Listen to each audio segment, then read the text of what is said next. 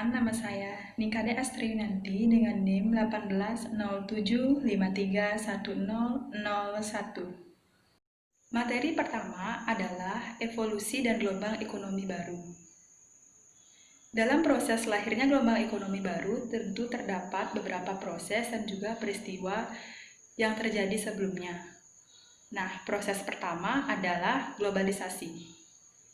Globalisasi dapat diartikan sebagai suatu proses integrasi dunia akibat adanya pertukaran pandangan dunia, produk, pemikiran, serta aspek-aspek kebudayaan lainnya. Dari adanya suatu proses globalisasi, menyebabkan terjadinya banyak perubahan di segala lini dan juga aspek kehidupan, termasuk juga di bidang ekonomi. Akibat dari adanya proses globalisasi yang menyebabkan perubahan di bidang ekonomi, maka terjadinya proses yang kedua, yaitu globalisasi ekonomi. Globalisasi ekonomi dapat diartikan sebagai suatu proses masuknya konsep ekonomi, yaitu kegiatan produksi, distribusi, dan konsumsi kepada suatu negara dengan tujuan adanya perdagangan yang lebih besar dan juga lebih bebas serta lebih luas. Dengan adanya perdagangan yang lebih besar, lebih luas, ini dapat menyebabkan terjadinya kondisi perekonomian dunia yang lebih dinamis. Akibat adanya perekonomian dunia yang lebih dinamis, maka yang ketiga muncul proses kreatif dan inovatif. Nah, ide-ide kreatif dan inovatif ini muncul dalam pembuatan produk bisnis. Karena setiap perusahaan harus bersaing dengan perusahaan-perusahaan lain agar mampu tetap memberikan pelayanan yang terbaik terhadap konsumen, memberikan produk yang terbaik terhadap konsumen, dan juga mendapatkan keuntungan yang lebih besar. Tentunya diperlukan ide-ide kreatif dan juga inovatif. Dengan adanya produk-produk dari ide-ide kreatif dan inovatif, maka muncul proses yang keempat, yaitu proses ekonomi kreatif. Di mana dalam ekonomi kreatif terdapat industri-industri kreatif yang menggerakkan bisnis dan juga ekonomi. Materi yang kedua, yaitu pengertian ekonomi orange. Nah, apa sih itu ekonomi orange? Ekonomi orange adalah ekonomi kultural yang berinteraksi dengan ekonomi kreatif guna meningkatkan daya saing berbasis inovasi dan potensi lokal sehingga dapat masuk ke segala lini usaha dan menjadi peluang baru seperti saat ini. Demikian presentasi dari saya, semoga dapat bermanfaat bagi kita semua. Nah, untuk selanjutnya akan dilanjutkan oleh rekan saya. Baik, terima kasih atas kesempatannya. Perkenalkan, nama saya Kadek Minawati dengan NIM 1807531013 dengan nomor absen 10. Di sini saya akan membawakan submateri mengenai ekosistem ekonomi orange. Ekosistem dalam ekonomi orange yang dimaksud adalah suatu kesatuan fungsional yang membentuk ekonomi orange itu sendiri. Menurut Murjana Yasa pada tahun 2017, terdapat 3 aktivitas dalam ekonomi orange. Yang pertama adalah ekonomi kultural, yang kedua industri kreatif, dan yang ketiga aktivitas pendukung kreativitas. Kita akan bahas satu persatu, dimulai dari ekonomi kultural. Ekonomi kultural di sini terdiri dari aktivitas artistik tradisional, aktivitas pemeliharaan dan penyebaran warisan budaya, baik itu warisan maupun seni, kemudian serta industri kultural konvensional. Dapat kita lihat pada slide, di sana terdapat 2 gambar. Yang pertama tas dan juga gerabah. Di sana kita bisa lihat motif dan corak dari produk tersebut masih sangat kental dengan budaya daerah setempat. Di mana di sana bisa kita lihat ekonomi kulturalnya sudah melekat dan terdapat dalam produk yang dihasilkan oleh daerah tersebut. Untuk yang kedua, unsur yang kedua adalah industri kreatif. Konsep industri kreatif di sini memfokuskan kepada informasi dan kreativitas dengan mengandalkan ide dan pengetahuan dari sumber daya manusia sebagai faktor produksi utama. Industri kreatif di sini di belahan bumi Eropa disebut sebagai industri budaya. Jika di Indonesia kita kenal sebagai ekonomi kreatif. Kemudian pada slide kita bisa lihat contohnya ada e-flyer dan flyer. Ketika kita browsing dalam sosial media misalnya, ataupun melakukan browsing, kita bisa menemukan berbagai iklan yang lewat, sehingga sebenarnya itu merupakan salah satu contoh dari industri kreatif. Selain itu, kita sering mendengar istilah YouTuber dan juga selebgram. Sebenarnya mereka tersebut juga sebagai pekerja dalam industri kreatif, karena untuk membuat konten-konten yang mereka upload memerlukan kreativitas. Kemudian yang ketiga, unsurnya adalah aktivitas pendukung kreativitas. Unsur ini yang dimaksud adalah ketika di era globalisasi seperti sekarang ini, semua dituntut serba cepat dan praktis. Begitupun manusia. Manusia dituntut untuk mampu berpikir dan beradaptasi dengan cepat, kemudian berpikir inovatif, berpikir kreatif, dan dalam menyusun strategi untuk pengembangan ekonominya. Dalam gambar tersebut saya mencantumkan bagaimana kita berpikir kreatif, mengeluarkan imajinasinya kita, mengeluarkan inovasi kita, hingga kita menemukan ide dan juga pikiran untuk menyusun strategi yang akan kita terapkan dalam melakukan pengembangan. Selanjutnya, kita akan masuk ke dalam ekonomi orange di berbagai belahan dunia. Di sini saya akan membawa dua negara. Yang pertama adalah Amerika. Keadaan ekonomi orange di negara Amerika sendiri, seperti yang kita ketahui, Amerika dapat disebut sebagai pemimpin perdagangan ekonomi orange di seluruh dunia. Mengapa demikian? Karena hampir 1,77% ekspor barang kreatif berasal dari Amerika Latin dan Karibia. Lebih dari 64%-nya diekspor ke negara maju dan kurang dari 3%-nya diekspor ke negara berkembang lainnya. Tentunya kita bisa mengetahui bagaimana perkembangan dan besarnya pengaruh ekonomi orange dan ekonomi kreatif yang ada di Amerika. Kemudian, untuk contoh yang kedua, saya juga membawa negara Kolombia. Di sini bisa kita lihat bersama, terdapat foto salah satu presiden dari negara Kolombia, yaitu Ivan Duque, di mana beliau terkenal dengan konsep pencetusan ekonomi orange yang berpendapat bahwa ekonomi orange merupakan sekumpulan aktivitas di mana mentransformasikan ide dan juga kreativitas kita ke dalam sebuah produk atau jasa yang identik dengan budaya atau kultur. Ekonomi orange di negara Kolombia itu sendiri merupakan pergerakan ekonomi yang saat itu bernilai 10,8 US dollar bagi perekonomian Kolombia, atau kira-kira sebesar 3,5% dari pendapatan domestik bruto negara tersebut. Nah, karena ekonomi orange di sini didukung penuh oleh pemerintah negara Kolombia, di mana dalam ekonomi orange tersebut terdapat industri kreatif, maka pemerintah telah membagi industri kreatif menjadi 3 subsektor, yaitu diantaranya yang pertama adalah karya seni, kemudian yang kedua ada industri kultural, dan yang terakhir ada media yang baru. Dengan adanya ini, pemerintah Kolombia berharap bahwa penerapan ekonomi orange di sini akan memberikan dampak positif ke depannya bagi negara tersebut, karena diprediksikan selama kurang lebih 20 tahun ke depan, apabila ekonomi orange ini mampu diterapkan dengan maksimal, akan membawakan keuntungan dan dampak positif yang baik untuk negara Kolombia itu sendiri.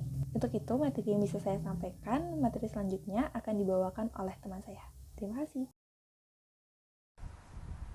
Perkenalkan, nama saya Iwayan Darmawan dengan NIM 18075310033. Baik, terima kasih kesempatannya. Jadi sini saya akan menjelaskan mengenai ekonomi orange, koperasi, dan UMKM. Tentu kita tahu bahwa ekonomi orange ini tidak terlepas dari bagaimana perkembangan ekonomi kreatif yang dilandaskan dengan budaya atau kultural daerah setempat. Nah, perkembangan ekonomi orange ini tentunya akan memiliki kekuatan yang besar dan sangat berdampak untuk pertumbuhan ekonomi ke depannya, baik di tingkat nasional maupun internasional. Nah, salah satu bentuk penerapannya adalah di Bali, di mana pada tahun 1979 dibentuk LPD atau Lembaga Pengkreditan Desa sebagai badan atau instansi penyaluran dana bagi para wirausahaan untuk mendapatkan kesempatan dalam pengembangan industri ekonomi kreatif sebagai salah satu bentuk ekonomi orange. Kemudian yang kedua adalah Pesta Kesenian Bali, di mana sebagai pusat budaya atau pergelaran seni memiliki peluang yang sangat besar dalam perkembangan ekonomi orange bagi seluruh masyarakat secara umum, maupun Bali sebagai tempat pariwisata yang nantinya bisa memberikan daya tarik tersendiri. Selain itu, terdapat juga beberapa sektor, subsektor yang bisa memungkinkan bagaimana sih industri ekonomi orange ini berpotensi memiliki perkembangan yang pesat.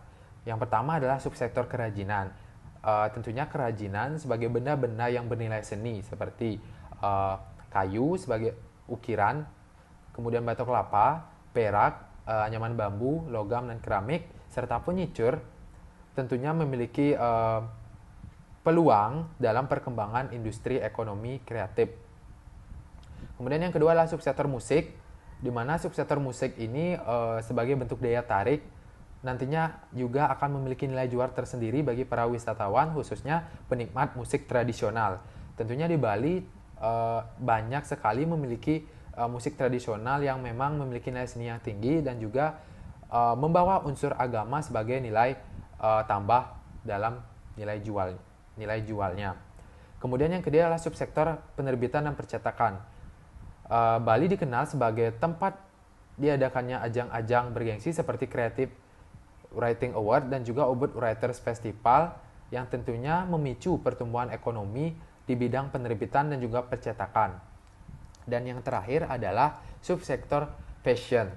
Nah, Bali juga banyak memiliki fashion tradisional yang berlandaskan budaya seperti misalnya kain endek, kain songket, dan juga tekstil lainnya yang memiliki nilai jual yang sangat tinggi.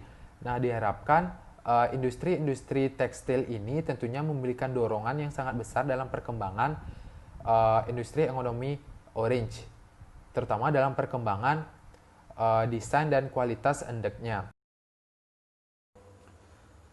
Selanjutnya adalah studi kasus, di mana kami mengambil terkait dengan Denpasar Festival sebagai pengembangan ekonomi orange berkelanjutan. Denpasar Festival merupakan kegiatan yang dilaksanakan oleh pemerintah Kota Denpasar sebagai langkah untuk mewujudkan kota yang berwawasan budaya. Kegiatan ini dilaksanakan setiap tahun dengan menghadirkan segala jenis usaha dan kreativitas serta industri di berbagai sektor, seperti kuliner, seni, tekstil, dan sektor lainnya. Denpasar Festival ke-12 ini juga menampilkan program unggulan seperti workshop yang mengusung konsep non-plastik, serta talk show perjalanan Kota Denpasar atas kontribusinya dalam kultural, sosial ekonomi bagi dunia ekonomi orange. Dari kasus ini dapat kami analisa bahwa penerapan ekonomi orange dalam kegiatan Denpasar Festival sangat berpengaruh terhadap perkembangan ekonomi masyarakat secara umum dan menjadi peluang untuk mengembangkan ide serta strategi yang berdasarkan atas ekonomi kreatif dan kultural. Dengan dihadirkannya seluruh sektor pengembang perekonomian, memiliki arti bahwa tidak sebatas pada peningkatan perekonomian, namun juga pada pelestarian budaya yang merupakan dasar ekonomi orange itu muncul. Namun, terdapat beberapa hal yang harus diperhatikan kembali untuk perkembangan yang lebih baik ke depannya. Antara lain, yang pertama adalah terkait dengan penerapan atau peningkatan iklim usaha, di mana iklim usaha yang belum kondusif dikarenakan adanya pembatasan penerapan kegiatan usaha yang hanya pada suatu event tertentu saja. Nah, adapun solusi yang kami tawarkan di sini adalah lebih memaksimalkan kembali peran stakeholder seperti pemerintah daerah melalui organisasi perangkat daerah, organisasi pengusaha, dan juga industri lainnya seperti industri perhotelan. Kemudian yang kedua adalah mengenai peningkatan akses pembiayaan, di mana masalahnya di sini adalah minimnya akses pembiayaan kepada pelaku usaha dikarenakan masih belum sesuainya karakteristik skema pembiayaan yang masih memiliki risiko yang tinggi atau high risk, cash flow yang fluktuatif, serta aset yang bersifat tidak berwujud. Nah, solusi yang kami tawarkan di sini adalah dengan memanfaatkan kembali skema pembiayaan dengan kredit ringan seperti kredit usaha rakyat dan juga lembaga keuangan daerah seperti lembaga pengkreditan daerah atau LPD. Kemudian yang ketiga adalah penyediaan tempat khusus bagi pelaku usaha, di mana dikarenakan kegiatan yang berlangsung pada event-event tertentu saja, kami berupaya untuk mengusulkan tempat khusus yang disediakan bagi pelaku usaha untuk tetap melaksanakan usaha dan juga memberi kesempatan bagi para wisatawan yang ingin berwisata sebagai alternatif bagi mereka di jam-jam tertentu.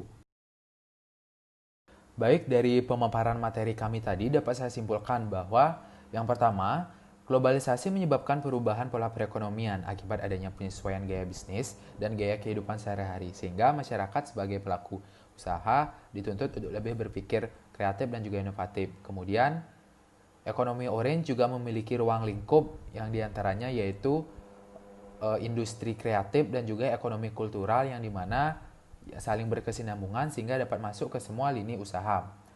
Kemudian terkait dengan ekosistem orange, di mana ekonomi orange ini merupakan satu kesatuan fungsional yang dapat membentuk ekonomi orange-nya sendiri. Maksudnya adalah ekonomi orange ini memiliki ranah di setiap ekonomi kultural dan juga industri kreatif serta aktivitas-aktivitas pendukung di dalamnya.